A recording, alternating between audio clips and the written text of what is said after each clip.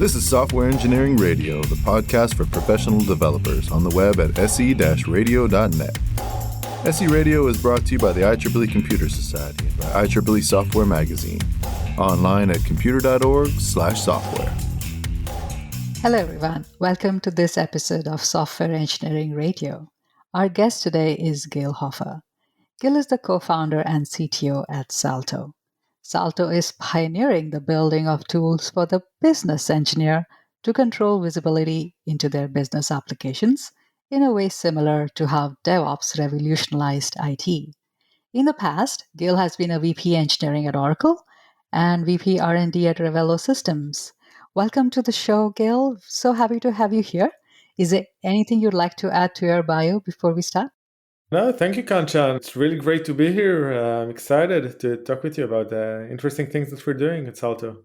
So Salto is pioneering the building of tools for the business engineer. I know the developer, we all know the IT engineer, and more recently the DevOps engineer. NSRE, who is the business engineer? That's a great question, Kanchan. So, as you know, today, any modern business uses a very large collection of business applications in order to run their businesses. Applications like Salesforce for the sales processes, or NetSuite for finance, or Zendesk for support. In any organization, you would see anything between a few tens to a few hundreds of those. Now, the thing is that in order for the organizations to actually use these business applications, they need first of all to configure or customize or extend or develop to those business applications so they'll fit their internal processes. It's something that they do when they onboard, but also continuously over time as the processes change. Now, someone needs to be tasked with actually managing those business applications, understanding exactly what's going on there, and keep on evolving and managing and administrating those. These are the business engineers. They take pride at managing those business applications. They need methodologies, they need tools, and they are a really important part of any modern business today. In many cases, they will still go by some other names. You will got your Salesforce administrators, you will have your NetSuite developers, you would have your Zendesk administrators. And one of the things that we're realizing today in the industry is that we need to create a real home, a real category for these engineers, so they will take pride in what they're doing, they will have the right tooling and methodologies, and will be able to build a real function, very similar to what we saw with DevOps just 10, 15 years ago. Because of course, Salesforce calls it Salesforce Administrator. But if I'm a Salesforce administrator, I'm also doing NetSuite administration as well, and perhaps a zillion other things. So I'm way more than a Salesforce administrator. I am the business engineer, is your point. In many cases, you will deal with multiple business applications. But even if you deal just with Salesforce, let's say you're a Salesforce developer, or architect, or administrator, your day-to-day is partially in the domain of managing Salesforce or managing revenue or sales processes, but it also has a lot of more technical bits. How do you make sure that those things that you develop are the same things that you roll from your sandbox to your production? How do you work as a team and review each other's work? How do you make sure that you clean up tech debt, which keeps on accumulating in your implementation? All of those concerns, these are actually cross-cutting concerns, which are not specific to Salesforce, and they're part of the practice, for proper engineering practice. And this is part of what we're preaching here today. And the thing is that it is applicable across all different business applications. It doesn't really matter if you're managing Salesforce or NetSuite or Zendesk or Oracle Fusion.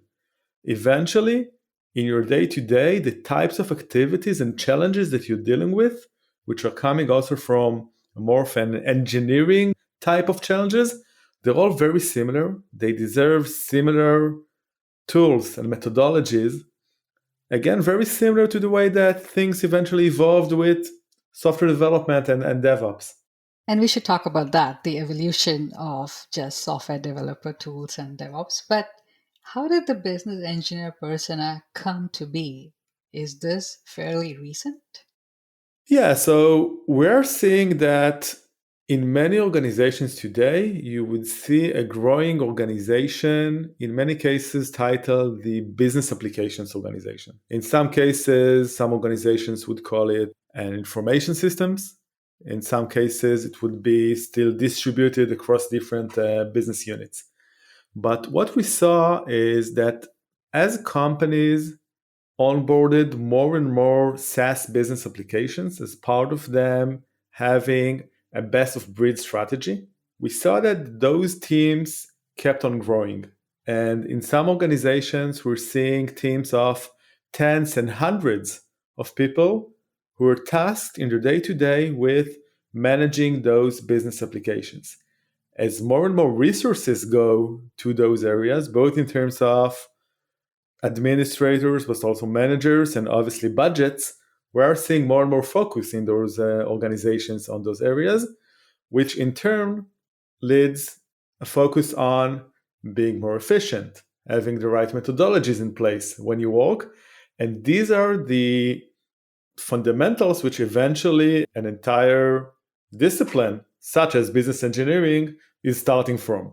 So it is very recent. We're seeing it in the past few years or so from the organizations which are leading the camp and are much more advanced in the way that they're managing their business applications. But judging from the past and how things also evolved with DevOps or with test automation or with infrastructure as code, usually these become much more widespread as time passes because the rest of the industry realizes that it is an efficient and productive way to go to. So let's kick off with the history of the tooling for developers. If you can just walk through the evolution, maybe then we can draw some parallels with DevOps and then the business engineer. Sure, I can try. I've been around the industry just for the past 20 years, but I think that we need to look much further into the past because people have been trying to program computers from the 40s, give or take, right? And we're seeing that in the late 50s, early 60s, I've been trying to find better ways to collaborate in teams. And that's actually, if I remember correctly, in 1962, first version of a source control system, right? Because development teams wanted to see how can they make sure that they can collaborate multiple human beings together on the same code base. It doesn't matter that eventually the code base translated into punch cards or into other types of media. But the logical problem was how do we collaborate in a team and how do we keep track of the changes that we do over time because they matter. So starting from the 60s, we kept on seeing methodologies being built on top of tools. If it was for source control, later on we saw bug tracking software. We saw testing. Started with how do we manage our manual testing suites, went into automated tests of various types. And then I think the main change started in the mid-90s, give or take. Back then, the title was the software crisis, right? Why can't we produce high quality software? Why we keep on having projects which never end on time and we have quality issues, etc. And the human nature usually is to try and add more processes, more visibility. The dreadful waterfall processes, right, from the 80s and 90s. And then at the end of the 90s, with the Agile Manifesto and the entire Agile movement, I think that the entire industry realized that there are much better ways to do that by utilizing, first of all, common sense, but also much better tooling and processes. Hence, born Agile, the reliance on automated testing in many cases. Fast forward a little bit into automating everything around deployment, around configuration management, around testing and monitoring. I think it's interesting to see how in that relation to development, also IT evolved over the past 20 years or so, because I think that the parallels there are also very, very interesting. If you go back not that long ago, let's say 15 years into the past, then many IT persons would start the day literally holding a box. Doesn't matter if it was a virtual server or physical server, then going into the data center, putting that box into a rack, opening an installation guide, and start typing. And it would take them half a day to a day to install a new server with the latest version of software that they had to install on it. And then it was pretty much a rinse and repeat process. And obviously it wasn't scalable. It wasn't something that high-performing, high-scale organizations could really deal with. And luckily enough, these were exactly the same days when we started to have APIs in front of everything. It started with virtualization, with VMware and virtualization of compute, and later on of networking and storage, and obviously went to the extreme with AWS, with Amazon Web Services and the public cloud, which put every compute, network, and storage resource at the tip of our fingers with an API call. And what happened back then is that the real high-performing organizations, they realized that they can actually bypass their IT and provision those kind of resources, and on the way also import all the best practices that they used to know from development into the world of IT and their infrastructure. All of a sudden, if the definition of an instance on EC2 or a server in the cloud became a source file and source control that you can version, that you can take a design pattern from another company. Let's say someone has the best definition of a Redis cluster. It is encapsulated now in code. So all of a sudden, that 50 years of advances in software development was almost overnight applied to infrastructure.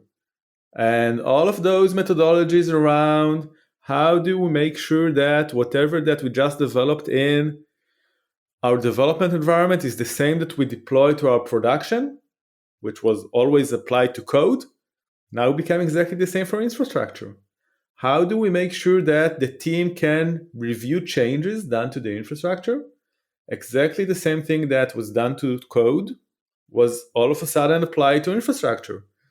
And then this entire notion of started with configuration management, let's say with tools such as Chef, Puppet, and later on with Ansible, Salto, etc., which obviously went to the extreme with tools such as Terraform or Pulumi, which build themselves on infrastructure as code, right?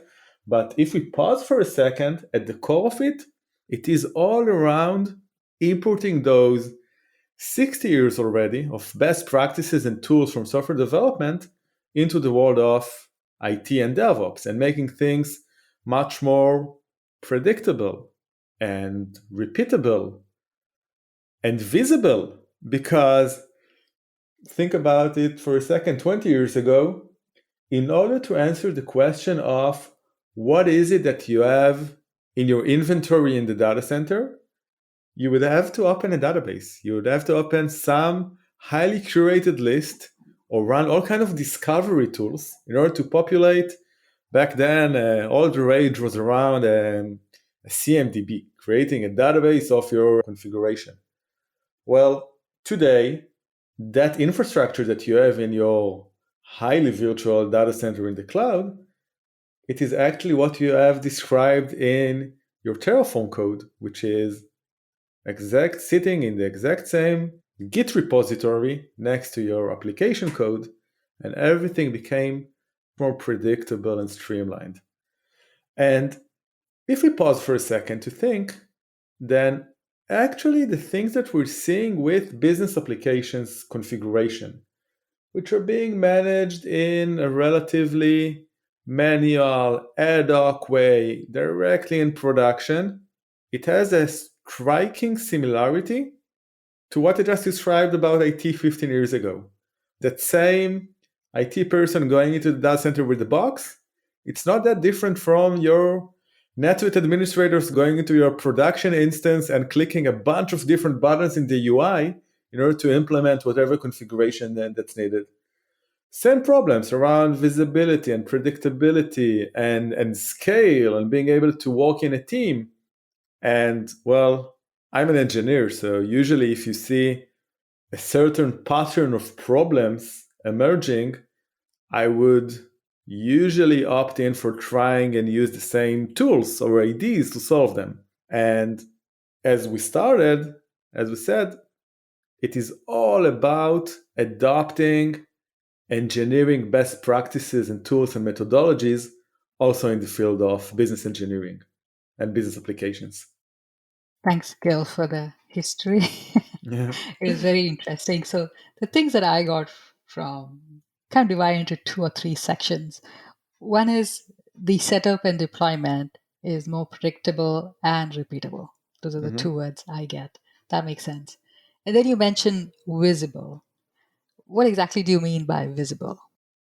Sure. So I'll answer it both around software and infrastructure as well as for business applications. For business applications, actually, it is a very simple explanation. I can actually share an anecdote from a customer of ours last week. I'll keep it anonymous. But this is a very large Zendesk customer. And as part of the setup in Zendesk, you define what is called a trigger. A trigger, basically, whenever something happens in the system, then it triggers another action. Now, that company, which is a very big company, actually has a setup with 3,600 different triggers in their Zendesk instance. Now, obviously, there is some kind of dependency also between the order of the different triggers. Because if something runs, it can actually trigger another trigger by the action that it just did. Now, it is a great example because it is very similar in all the other business applications, but in order for them to actually know what is it that they have implemented right now, the only way for them to do that is to log into Zendesk. They got a huge list of triggers, and they need to either click on them one by one or remember by the name of the trigger what is it that it is doing. So obviously at this scale, they cannot do that. So they actually maintain a huge spreadsheet on the side, which describes exactly what is each and every trigger, what is it good for, what is it doing, why did we build that? And they need to maintain that list up to date. Now, this is absurd because all of that information is actually encoded in that system. And the way that we're thinking about these kind of problems in Salto is, well, we connect to that system, to Zendesk in this case, and we extract all of that information into code. Now, what is code, basically? Code is a language which human beings can read. It also has structure, so a computer can also read and understand that. So once I extract all of those triggers into code, you can all of a sudden search them for certain strings and traits. And even better, because there is structure, it is code, you can actually very easily answer questions like, what are all the triggers which get triggered by a change in that field? This is something which can be very, very, almost impossibly hard to answer in most of these business applications, because all of that knowledge is really hidden behind endless number of UI screens. And by extracting all of that logic into code, which is searchable and is structured, all of a sudden, it is like we're literally lifting a veil and enabling those administrators all of a sudden to understand what is that they have already implemented in their system. And this is one of the really fun parts of my week, is to go on a first meeting with the customer. They connect their system for the first time. They fetch the data into Salto. And then usually there's like this huge smile on their faces, because all of that information that is hidden and scattered in so many places become visible. It is similar to, I can remember the first time that I think I was 12 back then. The first time that I searched something online. There was no Google. I think it was Alta Vista or Excite or one of those ones. So the first time that you realize that you have all that information at the tip of your fingers. And think about it that for those administrators, in many cases, they know that it's implemented, but they have no way to actually know what is it that they have implemented. It is very similar to a developer working on a code base and having just bits of that code base in source form and the rest in binary form. It's a really hard thing to do. And in many cases, that's how they're working to get today. So creating visibility is, at least from our point of view, always the first step. Later on, we can use this visibility in order to create much better teamwork and the proper change management process. For example, when you actually go and change that configuration. But the first step is always, well, you have to be aware of what is that you have implemented, right? Which is surprisingly hard in many of those cases today in those business applications. So predictable, repeatable for the changes you're making, the configurations you're doing. Visible is what do you get from the framework? What do you get from the configurations themselves? Yeah. In the framework you're using. And we'll talk later a little bit more on how you choose which ones to make visible, etc. Mm-hmm. But the other thing you mentioned also was working in a team. So collaboration tools. So are those the categories? Setting up of the code, deployment, making visible, and then collaboration. Generally, they are. I think that if we go back to engineering, there is some intersection between the different tools, meaning take a look at Git, for example, the source control tools, then they are very important for collaboration because that's part of your way to think of a pull request, for example, to ask for a code review and for other team members to review our work. They're also very important for revision history and making sure that you actually know what changes over time in your code base. IDEs, for example, are very important in order for you to develop code, but they're also great code understanding and visibility tools. If you need to understand finding references of certain code parts, etc. So the activities that you mentioned are correct. These are all activities which are basically part of the application lifecycle management, the SDLC, right? Which we all know by heart to say that whenever we develop a new feature or product, it starts with a planning phase, which parts of it is a requirement, and then design, then we actually implement and test, and we maintain, etc. The same activities are basically also happening when you work on the configuration of the business applications. Just that unfortunately today you're lacking tools. That's what we're trying to help with. So the one category of tools we did not really talk much about was related to observability and monitoring.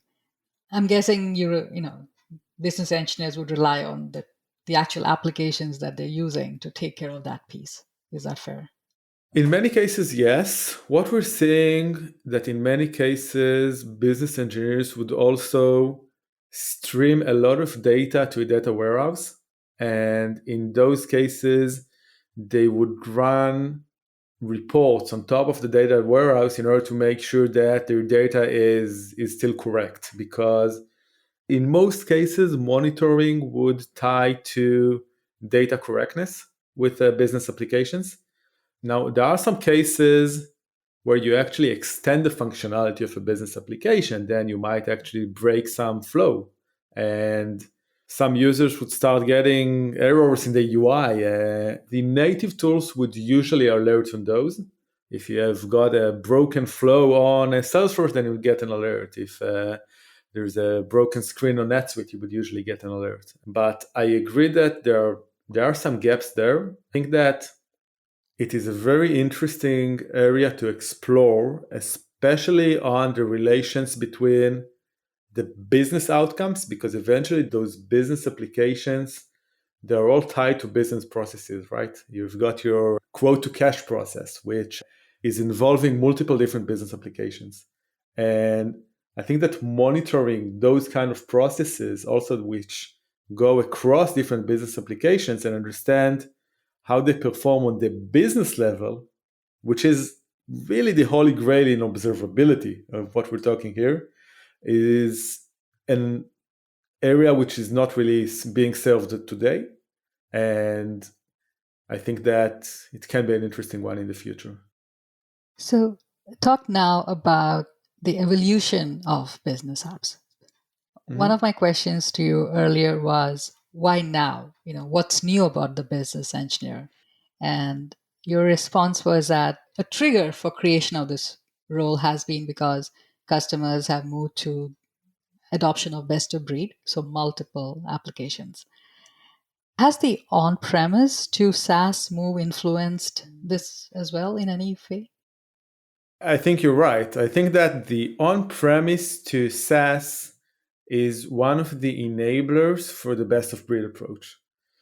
Because when organizations were mostly on-premise, the overhead of managing another business application, even just from a pure operational standpoint, of installing it on a server and monitoring and keeping track with patches and upgrading and backupping, the tax that you had to pay for each additional business application that you installed on-prem was very high.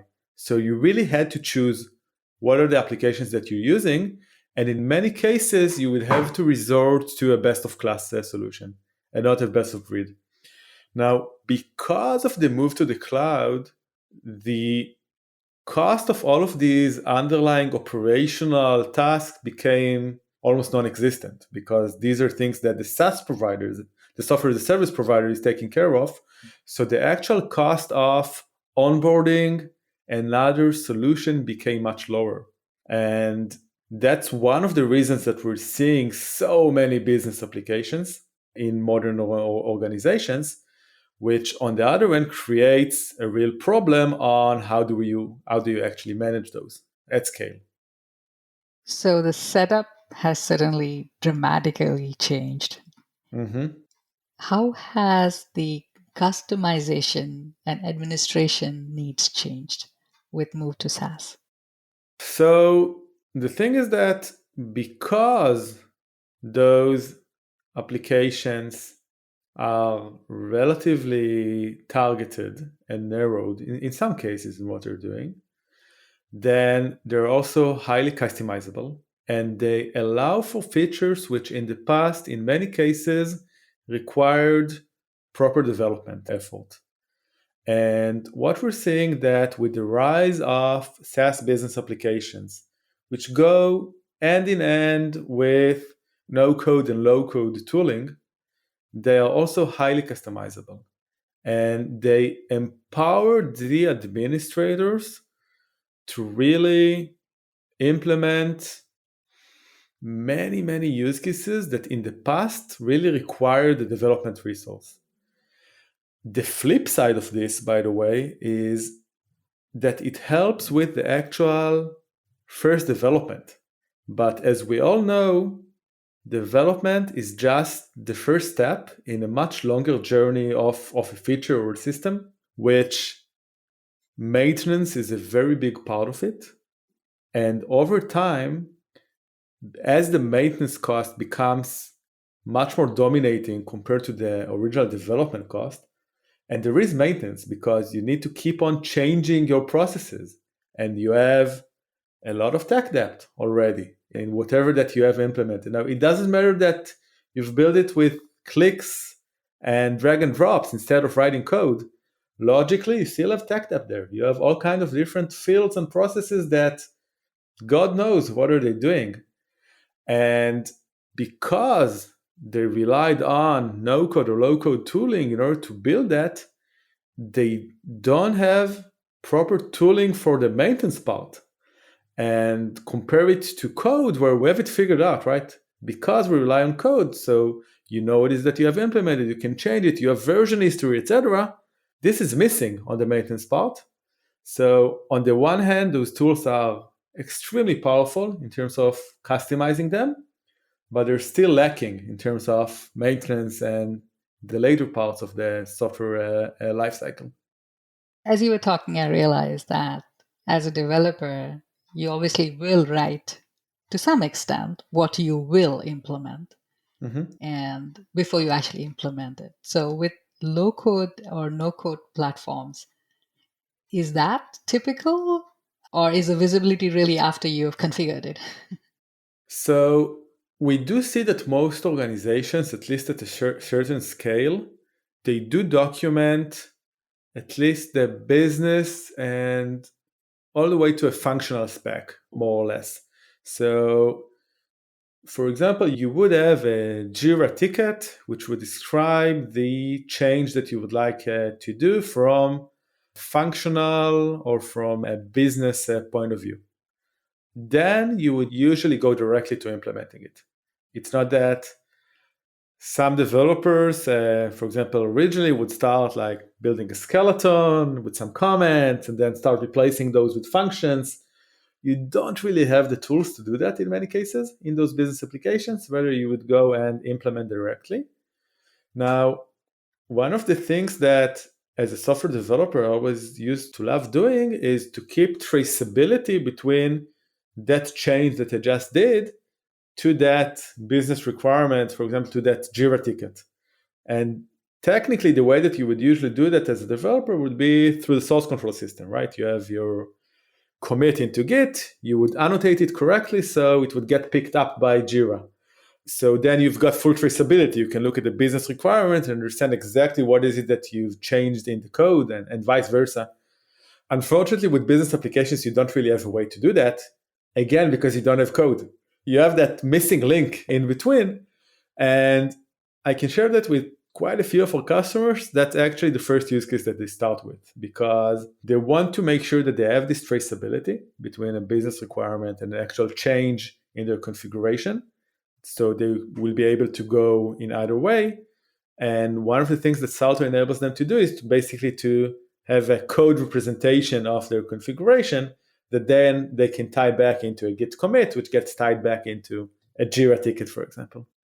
Yeah, that sounds really, really fundamental. How many SaaS applications are typical for a medium-sized company's back office systems? So in recent surveys, you would see numbers ranging from anything from 200 to 800, those ranges. Now, obviously, not all of those SaaS applications have the same weight, right?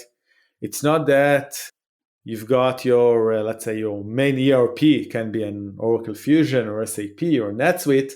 It doesn't have the same weight as tooling for a sales developer representative. So if we look at the real major tools, then usually you would see anything between 10 to 20, that ballpark, with a few per department. You would have a main tool for the sales department, for example, Salesforce. And if you go a level deeper, then, for example, the sales development or business development would have their own main tools, such as Outreach. You would have a main tool for the marketing department, such as HubSpot or Marketo. For the support department, such as Zendesk. For finance, such as NetSuite. So these accumulate. Each one of those that I just mentioned, they are really deep tools with a lot of configuration, with usually a team or multiple teams which manage. Jira, for example, which is a very centralized tool for development organizations, in large companies, you will have large teams which manage it. With so many, there's obviously integration needs as well. Does Salto help with that? So Salto, it does and it doesn't, and I'll explain. Many of the integration needs are actually around runtime data exchange between these tools. Whenever you change a field in Jira, you want to automatically update something on Zendesk because it's a bug which relates to a customer that we're communicating with. So we're not there in runtime. But a big part of the problem is how do you know what are the different fields that you actually need to synchronize? And how do you know that that field in Zendesk is actually dependent on that other field in Jira? We do help with that, with being able to understand the data flow, more of a design time understanding, but we're not there at runtime. We do help companies in the fact that they have now a single, unified, streamlined process to manage the configuration of those business applications. We're helping them with that. If you look at integration, there are some really great modern tools for the business engineers, such as Workato, for example, or Tray.io, and there are a lot of other tools out there which help with the actual runtime data synchronization problems. What did people do if they're not using tools like Salto? What have they done so far? So obviously, companies work and they find their own ways. In some cases, they choose not to do certain changes, so it has an impact on the business. I can share a personal story. Salto is not our first company of me and my co-founders. We actually had another company before called Revelo Systems, which was a SaaS company. We were actually a cloud provider. And back then, in some areas, we actually chose not to do certain changes on the business side because we understood that actually implementing them on our business application stack would be too costly. So we actually chose not to do certain changes because we knew that it would be too hard for us to implement them. Companies, obviously, when things are very important to them, they will do that. It usually translates to more resources. So teams with growing size, growing budgets, a lot of reliance on consultants, and a lot of hard work. In some of our customers, in some of those business applications, you don't really have a way to just copy changes from your sandbox to your production accounts. Extremely basic, I know. But in some of those business applications, there's no way to do that. And we're actually working with a customer who has 20 different production instances. And they have a team which manually logs into 20 different production instances and push the same buttons over and over again. And because they don't have a way to automate it, obviously the business needs to operate. So they do that. They're not happy about it. It is slow, it is labor intensive, and it is error prone because you might miss a click. But that's the way that they work today. So you had an example where you said, hey, this is too hard to do. I'm going to fail. I just won't do it. Is there also a story you said, the business impact is way too high. I need to do this. And then you found a way or really suffered? Is there anything like that you can share? Yeah. So in Revelo, then we got acquired by Oracle, actually. And one of the first things that we had to do was to integrate Revelo's back office into Oracle. So sounds like a relatively simple task, right? You basically need to introduce a few SKUs, a few catalog numbers into the Oracle CPQ is the term, right? It's the quoting system. Now, obviously, we had to do that, right? We had to enable the field to sell Revelo. It was a very, very long and manual and tedious process. Many, many calls with tens of people to make sure that the exact data is being deployed from dev to integration to UAT to production, multiple approval cycles, a process which took many months and took us a lot, not just us, also all of our peers at Oracle. But obviously you have to do that. Now, that was one of the realization moments for us that this needs to happen differently, because when we manage software or infrastructure, DevOps, IT, we found ways to make it much more streamlined, repeatable, and almost effortless in those parts of the release cycle. And there's really no reason not to do that for the business applications. And there's no need to really struggle with that, because the pain back then, it was hard. So it was not repeatable, which is why you had to test at each step along the way. That was the downside, which took time. We had to test on each way on the way. Also, the different environments, they were not identical. So in some cases, by definition, you had to do some changes to what you deploy to integration versus the actual content that you deploy to UAT versus the actual content that you deploy to production. So it's not just that you don't have a button which deploys and you need to repeat it. You actually need to do slightly different things at every stage.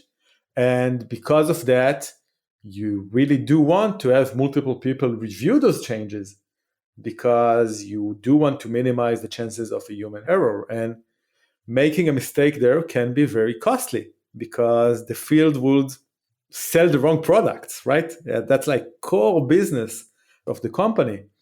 So it was non-repeatable in various aspects, right? Not just the way that you cannot just click a button or run a script and deploy, but also that you need to actually deploy different things to different environments.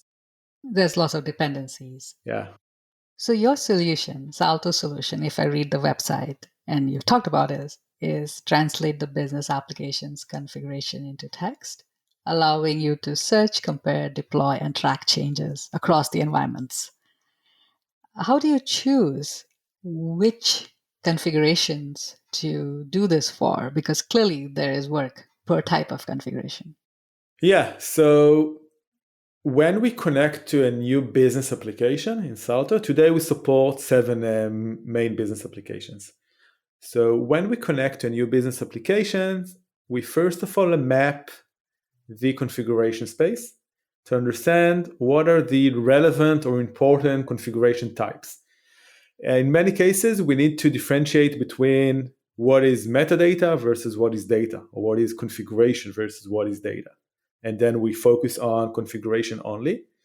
Now, over time, we've built infrastructure on our side, which allows us to actually add many more types with a very, very low effort. For example, many modern APIs today would have a Swagger spec, or I think we're supposed to call it Open API 3 today. So when an API has a spec, then we can just connect to it directly and almost generate the rest of the parts on our side, which can connect to that API.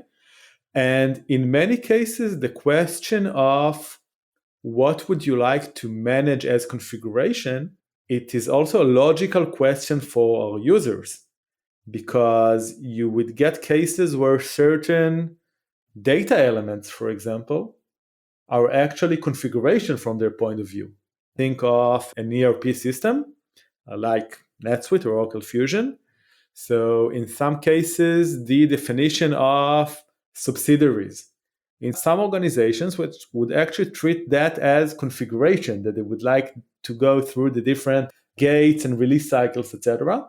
Well, this is actually data in those systems. So we also enable our customers to tell us, well, in the system, also treat that data as configuration, or suppress that configuration, it is irrelevant. So when we started Salto, for the first 2 or 3 adapters, we actually did it by hand. We just wrote the code to support all the different metadata types or types that we had to support in those systems.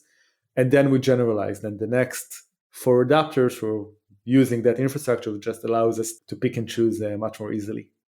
What about other vendors and solutions in this space? Great question. So I think it can be interesting to look at 2 types of other vendors and solutions. I think the first one is vendors who are targeted at the infrastructure domain. And I think the main one to look there is obviously HashiCorp with Terraform, because the core concepts of Terraform, which, by the way, we love Terraform. We use it ourselves in order to run our own infrastructure. But Terraform is basically doing very similar things to infrastructure and platform as a service in some cases. There are some core differences between what we're doing and what they're doing, but at the core idea, it is relatively similar. They're focused on infrastructure, we're focused on SaaS and business applications, and we think there's more than enough for multiple vendors in those areas. Another type of competition or vendors which are in the ecosystem are vendors which are targeted at a specific business application and at a specific use case.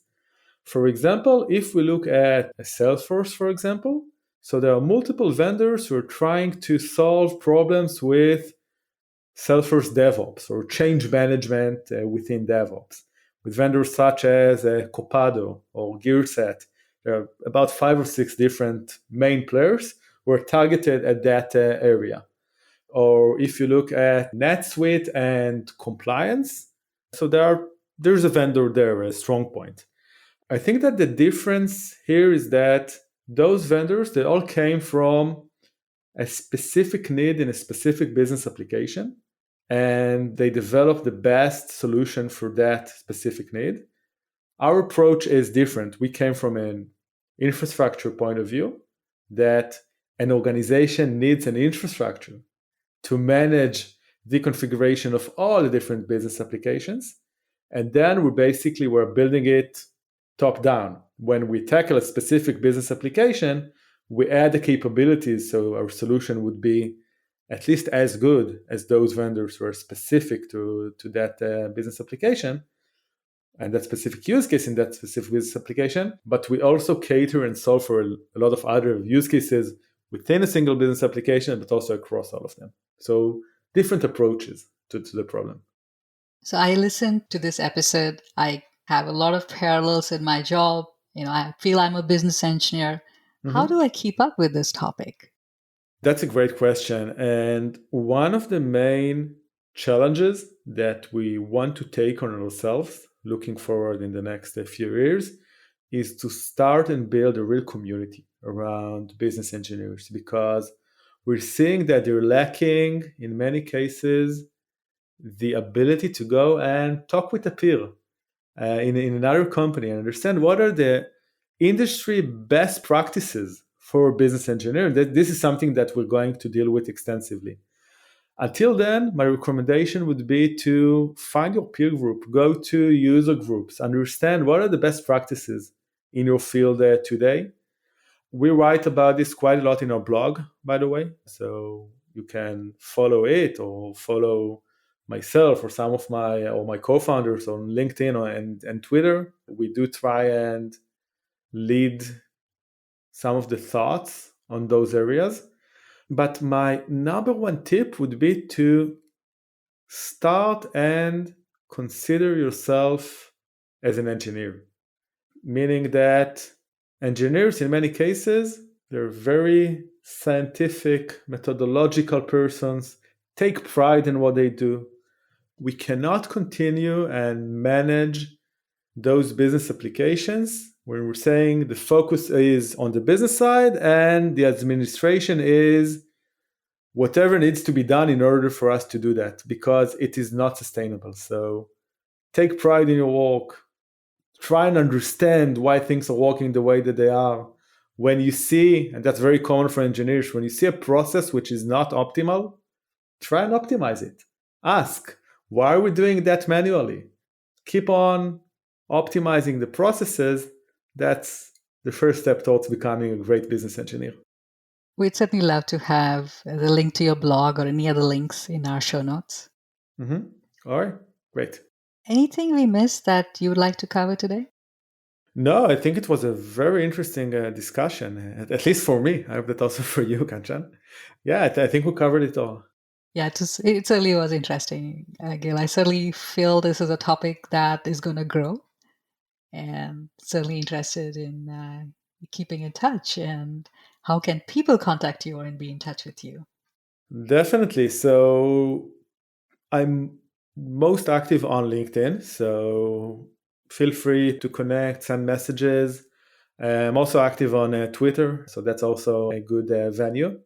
And for Salto, one of the interesting things is that we also have a very active open source project, which basically implements what I just described. So you can download it and just use it free, fully functional, and try and become a better business engineer.